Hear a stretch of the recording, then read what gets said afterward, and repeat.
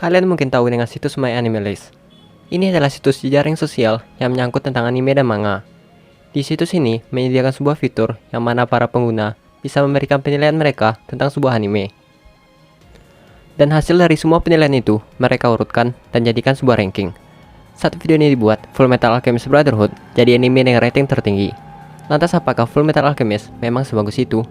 Itulah yang akan saya bahas di video kali ini. Kenapa kalian harus menonton Fullmetal Alchemist Brotherhood? Sebelum masuk ke alasan pertama, saya akan memberikan info terlebih dahulu. Kalau kalian mencari Fullmetal Alchemist, nantinya akan ada dua judul yang muncul. Pertama, Fullmetal Alchemist yang terbit tahun 2003 dan Fullmetal Alchemist Brotherhood yang terbit tahun 2009. Jadi Fullmetal punya 2 season? Enggak. Seri Brotherhood sendiri adalah seri yang diperbarui, karena di seri pertama, ceritanya sendiri banyak melenceng dari manganya. Karena saat itu manganya lagi ongoing, jadi pihak studio membuat cerita original mereka sendiri. Jadi kalian bisa langsung menonton yang Brotherhood tanpa harus menonton yang 2003 terlebih dahulu, karena mereka adalah dua cerita yang berbeda. Oke, tanpa basa-basi lagi, yuk kita langsung masuk ke pembahasan. 1. Jalan cerita. Ceritanya itu bisa saya katakan memiliki tempo yang hampir sempurna. Tiap episodenya, ceritanya terus bergerak, jadi kita nggak ngerasa kalau alur ceritanya lambat, namun juga nggak dipercepat. Memang semua hal yang ada di manganya nggak diadaptasikan, tapi hal-hal yang penting nggak mereka lupakan. Jadi mereka merangkum cerita dengan sangat bagus. Gaya penulisan cerita yang seperti ini sebenarnya cukup jarang di anime, karena kebanyakan anime, terutama yang mengadaptasi dari manga atau light novel yang lagi ongoing, tak jarang mereka sering membuat cerita berjalan lambat ataupun dipercepat. Bahkan yang lebih parah, mereka memotong beberapa scene. Karena tempo yang hampir sempurna tadi, membuat semua hal yang ada terdefinisi dengan baik dan lengkap, membuat jalan cerita jadi menarik. Semua hal diceritakan, seperti struktur militer Amestris hingga perebutan kekuasaan di kerajaan Qing.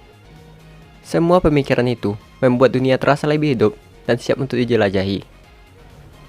Dan terakhir, dari sebuah jalan cerita adalah endingnya. Jika endingnya nggak memuaskan, mau sebagus apapun jalan cerita yang telah dibangun, pasti akan terasa nggak berguna lagi. Dan ya, kita terlanjur benci. Untungnya seri ini berakhir dengan cara yang terbaik. Dengan memilih cerita berakhir dengan hasil yang positif, tentu membuat penonton lebih puas dan penonton sendiri nggak ngerasa terhianati. Namun dengan catatan, ia sedikit meninggalkan luka dengan ada hal yang dikorbankan, jadi membuat kita sedikit kepikiran dan ada yang ngeganjal. Untuk menghindari spoiler, saya nggak menjelaskan detailnya, agar kalian yang belum nonton, nontonnya jadi lebih puas. 2. Karakter.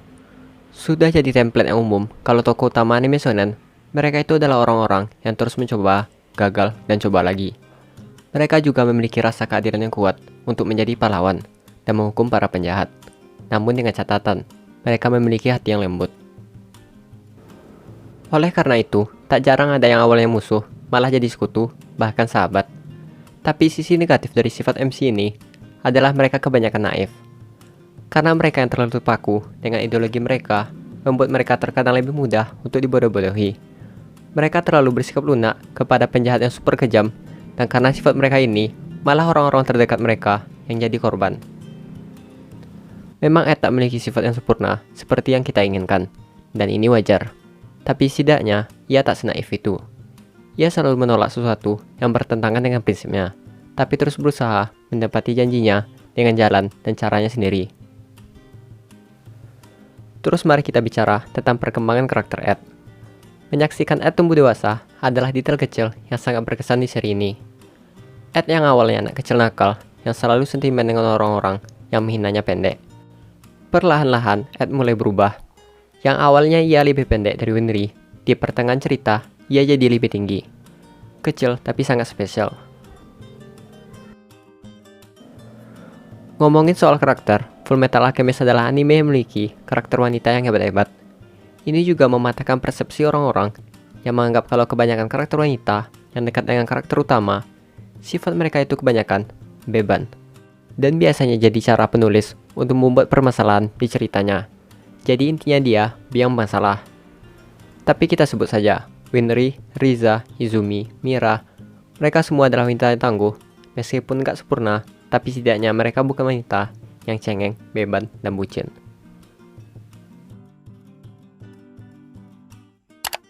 3. Aksi, romans, komedi, dan drama disusun secukupnya. Inti dari cerita ini adalah drama persaudaraan antara Ed dan Al, di mana Ed yang merasa bersalah karena melawan takdir Tuhan, malah menyeret adik laki-lakinya, sehingga membuat Al kehilangan seluruh tubuhnya.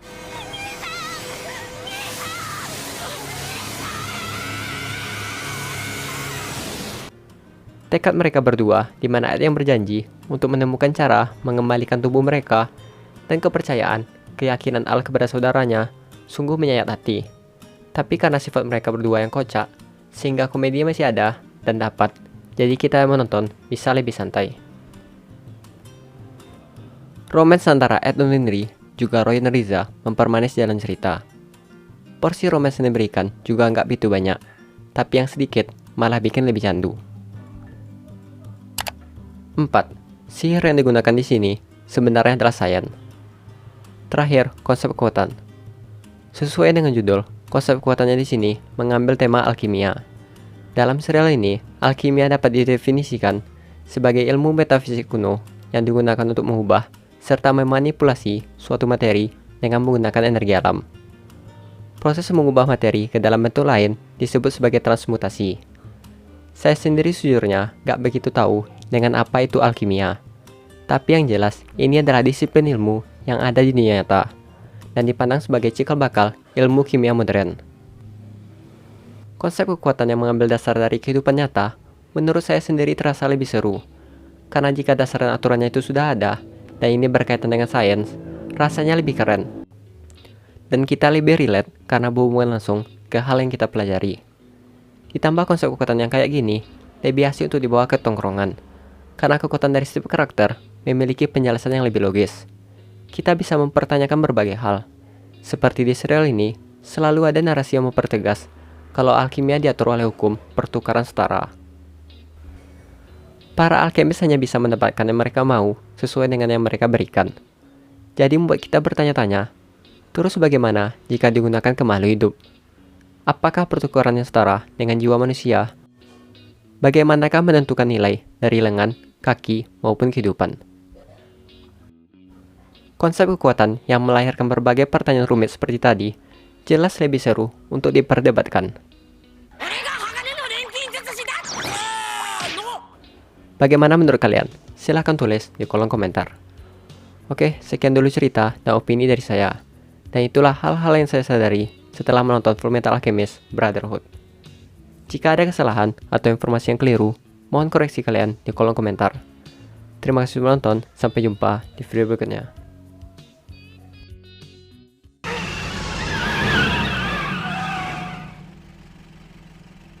Put him in. We're getting out of